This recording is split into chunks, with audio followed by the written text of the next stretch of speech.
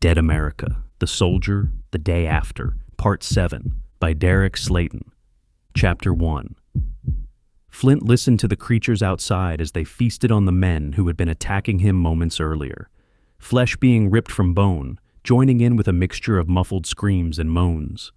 Flint ducked below the windowsill, pressing his back against the exposed wall studs. The sounds from outside were horrific, a mix of snarling and shrieking that turned his stomach. He forced himself to stay put, gripping his cleaver so hard his knuckles ached. His instinct told him to stay low and wait it out. The creatures would feed, lose interest, and wander off. All he had to do was keep quiet and let them move on. The house was dark and still, and as long as he didn't draw attention to himself, he could ride it out. Flint steadied his breathing, listening as the commotion outside gradually began to settle. The screams had stopped, replaced by the wet sounds of the creatures going about their gruesome business.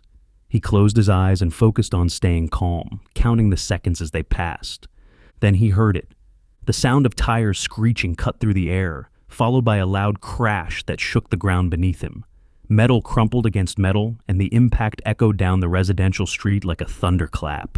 Flint's eyes snapped open. He moved to the window and carefully peered over the sill, scanning the street below. A minivan had slammed into a light post across the street. The front end of the van was crumpled inward, steam rising from the busted radiator. The driver's side airbag had deployed, and through the dust and haze he could make out movement inside the vehicle. A woman in the driver's seat was struggling with the deflated airbag, trying to push it out of her face. In the back seat, 2 children were crying, their small voices barely audible over the continued hissing of the damaged engine. Flint's stomach dropped as every zombie on the street turned toward the wreck. The creatures abandoned what was left of the armed men and began sprinting toward the van, their moans rising in a chorus that signaled the arrival of new prey. There were at least a dozen of them, and they were closing the distance fast. "Son of a bitch," Flint muttered. Every rational part of his mind told him to stay where he was. He was outnumbered, running low on ammunition, and had no backup. Going out there was a death sentence. But the sound of those children crying made the decision for him. Flint grabbed his rifle and moved toward the front of the house, stepping over exposed wiring and stacked lumber as he navigated the renovation site. He reached the front door and threw it open, bursting out onto the porch and raising his rifle in one fluid motion. The nearest zombie was 15 yards from the van and closing. Flint squeezed the trigger, and the round punched through the back of the creature's skull, dropping it face first onto the asphalt. He shifted his aim and fired again, catching a second ghoul in the side of the head as it rounded the bed of the pickup truck. The gunfire pulled the attention of several creatures away from the van and toward his position. 4 of them broke from the pack and began running up the yard toward the house. Flint held his ground on the porch, picking off the lead zombie before it reached the sidewalk. The creature crumpled and rolled across the grass, tripping up the one directly behind it. Flint put a round through the fallen ghoul's head before turning his rifle on the remaining 2. He caught the first one in the forehead, but the second closed the gap too quickly for him to get a clean shot. The creature lunged up the porch steps, and Flint drove the butt of his rifle into its face, sending it stumbling backward. Before it could recover, he pulled the trigger and ended it. Flint stepped off the porch, counting the remaining zombies as he moved toward the van. 7 creatures were still converging on the vehicle, and the woman inside had finally gotten free of the airbag. She was twisting in her seat, reaching back for the children. "Get them out of the car!" Flint yelled as he advanced across the yard. The woman's head snapped toward him, her eyes wide with terror. She didn't need to be told twice, throwing open the rear door on the far side of the van and pulling the children out onto the street. Flint fired twice more, dropping a ghoul that had reached the driver's side door and another that was rounding the front bumper. His rifle clicked empty after the second shot. He slung the rifle over his shoulder and pulled his cleaver as the remaining 5 zombies split their attention between him and the family on the other side of the van. 3 of them came for Flint. He met the first one head-on, sidestepping its outstretched arms and burying the cleaver into the base of its skull. The blade stuck for a moment as the creature collapsed, and he had to plant his boot on the zombie's shoulder to yank it free. The second ghoul was on him before he could fully reset. It grabbed his arm, pulling him forward as its jaws snapped inches from his face. Flint drove his knee into the creature's midsection, creating enough separation to swing the cleaver in a tight arc that caught it across the temple. The blade bit deep, and the zombie went limp, its grip releasing as it fell to the ground. The third creature circled around the front of the van, coming at him from the side.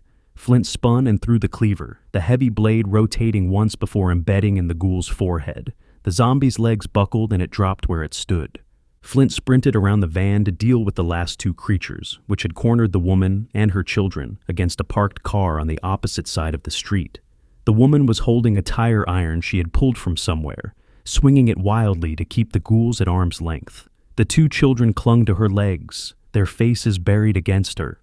Flint ripped the cleaver from the fallen zombie's skull as he passed it, closing the distance to the remaining creatures in seconds. He grabbed the nearest one by the back of the collar and hauled it away from the family, slamming it to the ground before driving the cleaver through its eye socket. The final zombie turned from the woman and lunged at Flint. He caught it by the throat with his free hand, holding it at arm's length as its teeth gnashed wildly. With a single powerful swing, he brought the cleaver down on top of its head, splitting the skull and ending the threat. Flint stood there for a moment, breathing hard as he scanned the street in every direction. Nothing else was moving. The only sounds were the hissing of the van's engine and the muffled crying of the children. He wiped the cleaver on his pant leg before turning to the woman, who was staring at him with a mix of relief and shock. She still had the tire iron raised, her hands shaking. "Are any of you hurt?" Flint asked. The woman shook her head, slowly lowering the tire iron as she realized the danger had passed. She pulled the children closer, running her hands over them to check for injuries. "We're okay," she managed. "We were trying to get out of town, and I didn't see that thing until it was too late. I tried to swerve to miss it."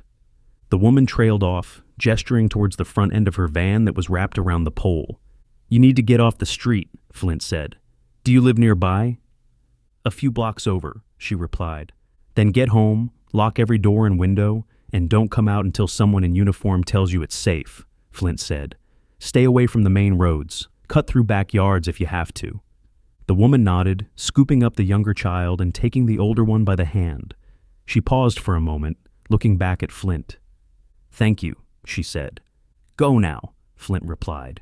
She turned and moved quickly down the street, cutting between two houses and disappearing from view. Flint watched until he was sure they were clear before letting out a long exhale. His radio crackled to life, Captain Davis's voice cutting through the static. "Flint, do you copy?" Flint pulled the radio from his belt and clicked the transmit button. "I'm here, Captain," he replied. "What's your status?" Davis asked. "I'm alive, which is more than I can say for the welcoming committee," Flint said. "The runners got them." "Yeah, we saw a few of those things heading your way from here," Davis said. "We've got the store secured. Get back here so we can figure out our next move." "Copy that. I'm on my way," Flint said. Flint clipped the radio back to his belt and took one last look around the street. The bodies of the armed men lay scattered among the fallen zombies, a couple of them beginning to reanimate. The sergeant stared at them as he slapped in his last magazine, making sure they weren't going to be a threat. One of the newly turned zombies tried to pull itself up, but the pressure it put on its damaged leg caused it to nearly snap in two. Most of the muscle around the thigh had been torn away by hungry creatures, not leaving enough meat on the bone to support its weight. The other ghoul was in a similar state, its left foot missing entirely. Flint watched as the creature spotted him, letting out a ferocious moan before face-planting on the ground, as it tried to step on an appendage that was no longer attached. "I'm sorry, boys. I gave you a chance, but you just didn't take it," Flint muttered to himself. While the men had been trying to end his life, he knew they were more scared than anything, and didn't deserve the fate that had befallen them. But there was nothing that could be done at this point. Chapter 2. Flint moved cautiously through the residential streets, keeping close to the fences and hedgerows that lined the yards. The neighborhood was unsettlingly quiet after the violence that had just torn through it, and he knew better than to assume it would stay that way. Every few seconds he paused to listen, checking side streets and driveways before crossing them. A dog barked somewhere in the distance, setting off a chain reaction of other dogs responding from behind closed doors and fenced yards. The sound carried through the still air, and Flint picked up his pace, not wanting to be caught in the open if the noise attracted any nearby creatures. He cut through a yard between two houses, stepping over a garden hose and skirting a children's swing set, before hopping the chain-link fence on the far side. The grocery store parking lot came into view as he emerged onto the next block, and he slowed his pace to scan the area before approaching. Two of the armed men from earlier lay dead near their pickup trucks, their bodies torn apart by the zombies that had overrun the street. Their rifles were still on the ground beside them, unused in the final moments when the creatures had closed the distance. Shell casings glinted on the asphalt around them, evidence of the fight they had put up before being overwhelmed. The rest of the trucks were gone, suggesting the surviving members of the group had fled when the situation turned against them. Flint stepped past the bodies without lingering, noticing that the backs of their heads had been blown out, though he paused long enough to pick up one of the discarded rifles and check its magazine. It was nearly full. He slung it over his shoulder alongside his own weapon before continuing across the lot toward the grocery store entrance. The front windows were intact, but he could see movement inside through the glass. He approached the door carefully, cleaver raised, until he spotted Morris standing just inside with his rifle trained on the entrance. The soldier's posture relaxed slightly when he recognized the sergeant. "It's me," Flint called out. Morris lowered his weapon and pushed the door open, letting Flint through before pulling it shut and sliding a pair of shopping carts back against it as a barricade. The metal frame scraped against the tile floor as Morris positioned them in place. "Good to see you in one piece," Morris said. "Likewise," Flint replied, handing over the scavenged rifle. "Found this in the lot. Figured we could use the extra rounds." Morris took the weapon and checked the magazine himself, before nodding in approval. He ejected the magazine and began distributing the ammunition to top off his own supply. The interior of the store was in rough shape. Several shelves had been toppled during the earlier firefight, and scattered merchandise covered the floor throughout the aisles. Cereal boxes, canned goods, and broken glass crunched underfoot as Flint made his way toward the front of the store. A trail of blood led from the entrance down the center aisle, though whoever it belonged to was no longer visible. A handful of civilians were gathered near the pharmacy section at the back, sitting on the floor or leaning against the counters. A couple of them had blankets draped over their shoulders that looked like they had come from the home goods aisle. A few glanced up when Flint entered, but most kept their eyes on the ground, their faces carrying the hollow look of people who had seen too much in too short a time. Captain Davis was standing near the front registers with Butler and Silva, studying a road map that had been spread out across the conveyor belt of one of the checkout lanes. The captain had his finger pressed against the map, tracing a route while the two soldiers listened. Mandy was beside them, arms crossed, watching the captain work with an expression that sat somewhere between impatience and exhaustion. Davis looked up as Flint approached. "Glad you made it back, Sergeant," Davis said. "What happened to the rest of them?" Flint asked, nodding back toward the parking lot. "They scattered once the creatures showed up," Davis said. "Turns out they're a lot braver when the only thing shooting back is us." "The ones that chased me stood their ground," Flint said. "At least until they got overrun." "We heard the gunfire from in here," Butler added. "Thought about sending someone out, but the captain figured you'd handle it." "Barely," Flint said. "There was a family that crashed their van just across from where I was. Woman and 2 kids. I got them clear and sent them home." Davis studied him for a moment, his expression shifting slightly as he took in the blood on Flint's uniform and the fresh nicks on the cleaver still in his hand. The captain gave him a nod that carried more weight than words would have. "While you were out there, Mandy here did some talking with the people in the store," Davis said, gesturing to the young woman beside him. Mandy unfolded her arms and stepped forward. She looked tired, dark circles forming under her eyes, and a smear of dried blood across her apron that she hadn't bothered to wipe away. But there was a steadiness to her that hadn't been there when Flint first met her. Whatever she had been through over the last few hours had sharpened her rather than broken her. "A couple of them saw your soldiers when they first came into town," Mandy said. "They were going door to door, collecting people with A-type blood and taking them somewhere safe. Most folks cooperated, but word started spreading that the government was rounding people up, and that's when the pushback started." "That explains the welcome party," Flint said. "You have to understand, people around here don't take kindly to the government showing up unannounced and telling them what to do," Mandy said, "especially when nobody explained why. Your soldiers just started pulling people out of their homes without giving anyone a straight answer." "They were following orders," Davis said. "I get that," Mandy replied. but it doesn't change the fact that it looked like a kidnapping to everyone watching. Davis didn't argue the point. He let out a slow breath through his nose and tapped the map with his finger. "Did they say where the soldiers were taking people?" he asked. "The high school on the west side of town," Mandy replied. "From what I gathered, they set up some kind of staging area there, brought in buses, medical equipment, the works. That's where they were bringing everyone before things went sideways with the ambush."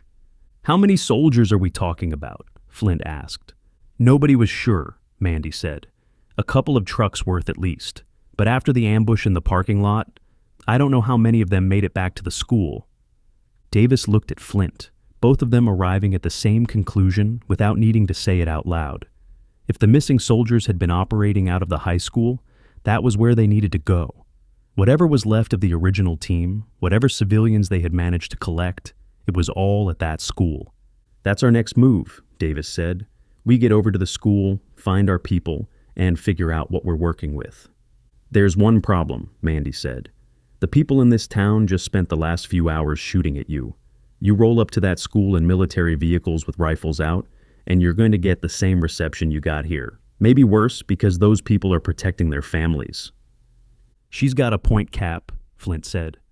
Davis let out a sigh, rubbing the back of his neck as he considered the problem. He looked over at the civilians huddled in the back of the store, then back to Mandy. The tension in his jaw was visible as he worked through the options, none of which were ideal. "So what do you suggest?" Davis asked. "I'm coming with you," Mandy said. "These people know me. I've lived here my whole life, worked at this store since I was 16. Half the town comes through here every week. They're a lot more likely to listen to me than they are to a bunch of soldiers they think are here to round them up." "It's not a field trip," Davis said. "You saw what's happening out there." "I saw what happened in here too," Mandy replied, not backing down. "And I saw what happened to the soldiers in the parking lot because nobody from town was willing to hear them out. If you go to that school without someone they trust, you're walking into the same situation all over again." Davis studied her for a long moment before looking to Flint, who gave a slight nod. "All right, you're with us," Davis said. "But you stay behind us until we know the situation is safe. I'm not putting a civilian in the crossfire if this goes bad." "Fair enough," Mandy said. Davis folded up the map and tucked it into his vest before turning his attention to the group of civilians at the back of the store. He walked toward them with Flint and Mandy flanking him on either side. The dozen or so people watched him approach with a mix of suspicion and fear, several of them pulling their children closer. One woman shifted to put herself between the soldiers and a young girl sitting behind her. The captain stopped a few feet away, keeping his rifle slung low and his hands visible. He spoke in a firm but measured tone, loud enough for the entire group to hear. "Listen up. I know that this has been a nightmare for all of you, and I know you don't have a lot of reasons to trust us right now. But the situation out there is getting worse by the hour, and this store isn't going to keep you safe." He paused, making sure he had their attention before continuing. A few of the civilians shifted in their seats while others stared at him with blank expressions. "You need to go home. Lock every door and every window. If someone in your house is sick, you need to isolate them. Put them in a room by themselves, lock the door, and do not go in there no matter what you hear. I can't stress that enough. No matter what you hear coming from behind that door, you do not open it." A few of the civilians nodded. Others just stared. One man near the back of the group stood up, his arms folded across his chest. "And what if those things come to our houses?" he asked. "Stay quiet and stay out of sight," Davis replied. "They follow noise and movement. If you keep your heads down and your lights off, there's a good chance they'll pass right by you." "A good chance isn't a guarantee," the man pressed. "No, it's not," Davis said. "But it's a hell of a lot better than sitting here in a building with broken windows. And if they do get in, a shot to the dome will put them down for the count." The man didn't respond, but the logic of it seemed to settle over the group. A few of them started gathering their things, pulling on jackets and checking on their children. The reality of the captain's words had taken hold, and most of them seemed to understand that the store had served its purpose as a shelter, and that staying any longer was pushing their luck. An older woman near the pharmacy counter raised her hand slightly, as if she was back in a classroom. "What about the people at the school?" she asked. "My sister took her kids there when the soldiers came through." "That's where we're headed next," Davis said. "We're going to do everything we can for the people there." The woman nodded, though the worry on her face didn't ease. She pulled herself to her feet and began helping some of the others gather their belongings. Davis turned back to his team, lowering his voice so that only the soldiers and Mandy could hear. "Rogers, help these folks get out through the back. Check the alley and make sure the path is clear before you send anybody home." Rogers looked over at the civilians, seeing the faces of the scared adults and children alike. "Cap, maybe I should go with them. Make sure they get someplace safe," Rogers said. The captain looked at the civilians, seeing the pure terror in their eyes. He hated to be a man down, but he knew it was best. They already had their hands full with armed men hunting them, and adding more runners to the mix wasn't something that was high up on his list of things to do. "Get them someplace safe and wait for my call." Rogers nodded before turning to the civilians, getting them moving towards the back of the store. Davis looked at Flint and Mandy, his expression grim but focused. "Let's go find our people."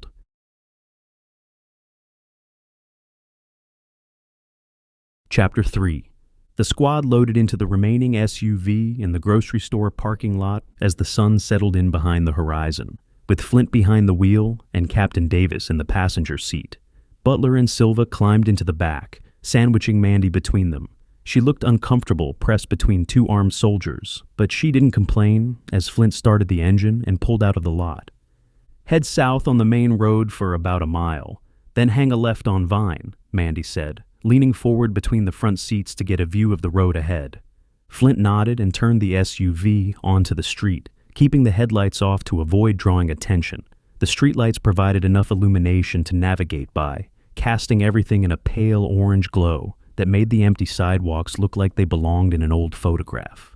The first few blocks passed without incident. A handful of zombies wandered in the yards and driveways on either side of the road, but none of them took notice of the darkened vehicle rolling past. Flint kept the speed low and the engine noise to a minimum, threading between abandoned cars that had been left in the middle of the street. Davis glanced back at Mandy, studying her for a moment before speaking. "How long have you lived here?" he asked. "Born and raised," Mandy replied. "Never had much of a reason to leave." "You said the people in town know you. How well are we talking?" Davis pressed. "Well enough," Mandy said.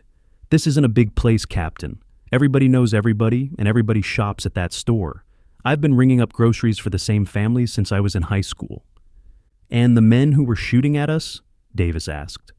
Mandy was quiet for a moment, her jaw tightening as she considered her response. She stared out through the windshield at the dark street ahead before answering. "Some of them, yeah. Ralph, the guy on the roof. He used to come in every morning for coffee and a newspaper.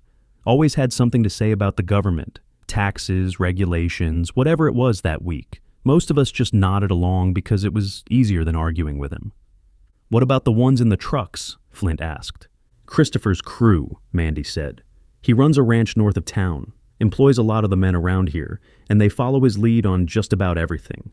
If Christopher told them soldiers were snatching people, they'd grab their rifles without asking questions."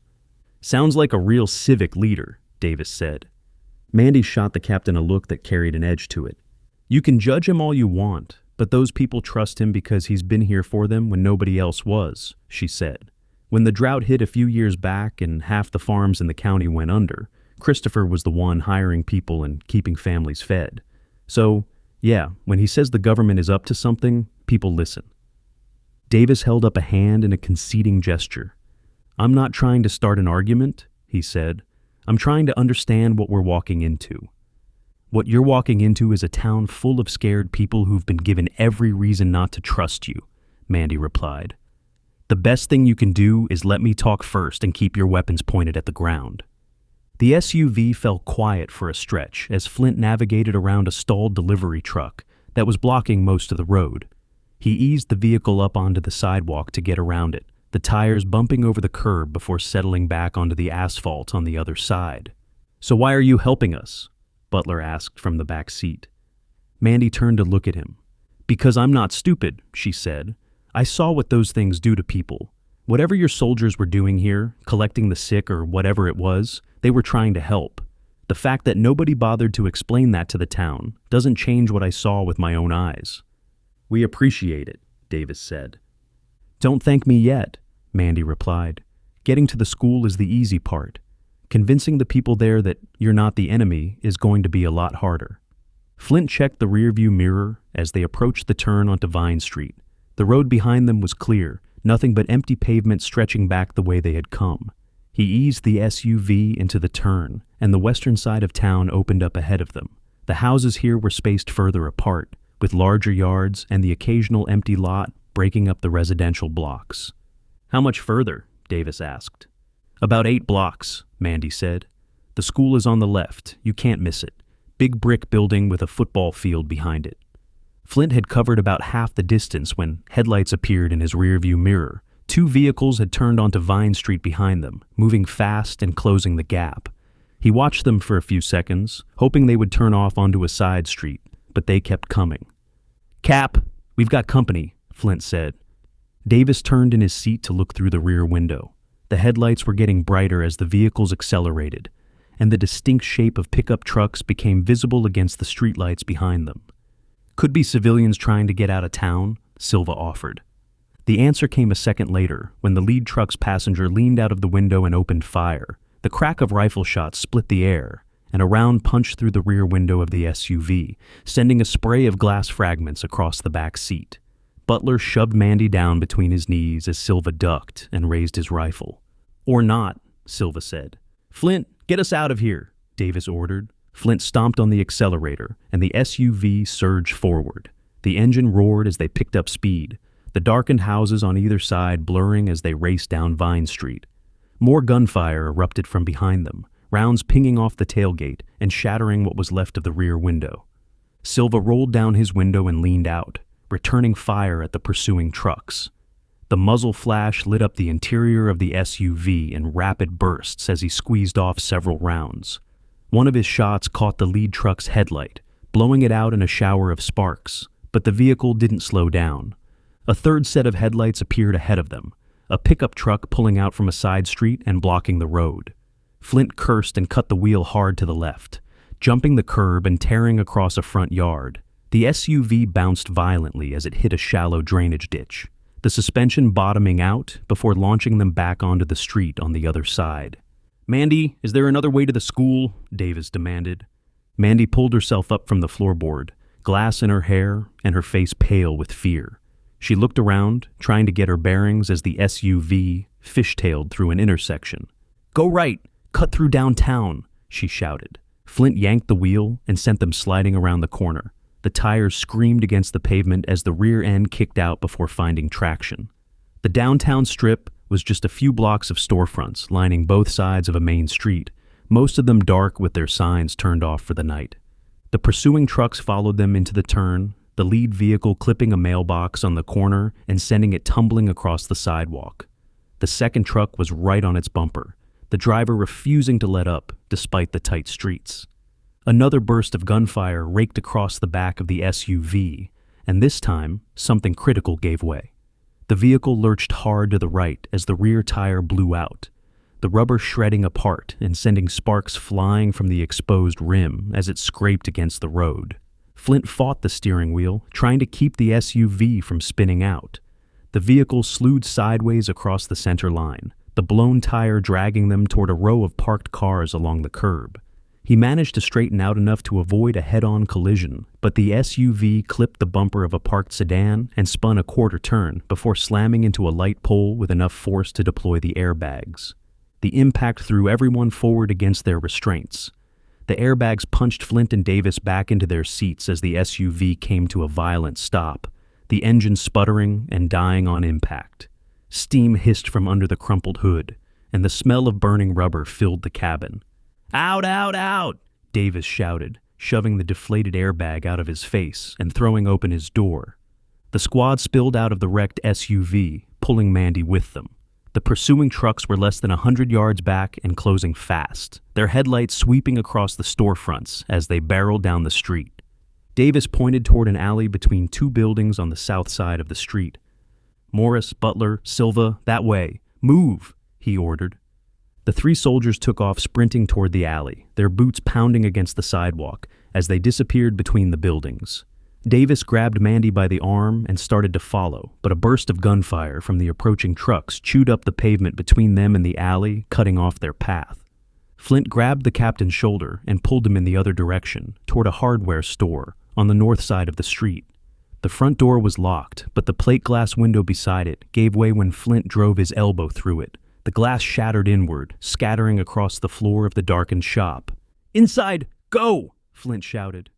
Davis shoved Mandy through the broken window first, then climbed through after her. Flint was the last one in, cutting his palm on a shard of glass, still clinging to the frame as he hauled himself over the sill. He dropped to the floor and immediately crawled away from the window, pressing himself against the base of a shelving unit as headlights washed across the storefront. The truck skidded to a stop outside, their engines idling as doors opened and boots hit the pavement. Voices carried through the broken window, agitated and overlapping. "They went in there? I saw them." "Check the alley too, there were more of them." "Christopher said he wants them alive if we can manage it." Davis caught Flint's eye in the dim light filtering through the windows. The captain pointed toward the back of the store and then at himself and Mandy, indicating they would move deeper inside. Flint nodded and shifted his grip on his cleaver, positioning himself between the broken window and the others. The captain took Mandy by the arm and they moved in a low crouch down one of the aisles, putting as much distance between themselves and the front of the store as the building would allow. Flint stayed near the entrance, listening as the men outside organized themselves. He could hear at least 4 distinct voices, though the truck engines made it difficult to pin down exactly how many there were. 2 of them were arguing about whether to go in through the window or find another entrance. A third was calling out to someone further down the street, directing them toward the alley where the other soldiers had gone. Flint pulled his radio from his belt and clicked the transmit button twice, sending a brief burst of static to let the others know he was still alive without speaking and giving away his position. A moment later, 2 clicks came back. Morris and the others had made it to cover. The conversation outside went quiet, replaced by the sound of careful footsteps on broken glass. Flint pressed himself tighter against the shelving unit, his cleaver held close to his chest as he watched the window. A shadow crossed the opening, followed by a second. 2 men climbed through the broken window, one after the other, their boots crunching on the glass, scattered across the floor. Both carried rifles, though they held them awkwardly, more comfortable with the weapons than trained, but far from professional. Flint held his breath as the 2 men stepped past his position without seeing him in the darkness. They moved slowly down the center aisle, sweeping their rifles from side to side as they searched for the soldiers they had watched enter the building. From somewhere deeper in the store, Flint heard Davis guide Mandy behind a counter. The faint scrape of fabric against wood was barely audible, but in the silence of the darkened store, it was enough. Both men stopped, their heads turning toward the sound. They exchanged a glance before moving toward the back of the store, their rifles raised and their fingers on the triggers. Flint rose silently from his position and began following them down the aisle, staying in the shadows and closing the distance one careful step at a time.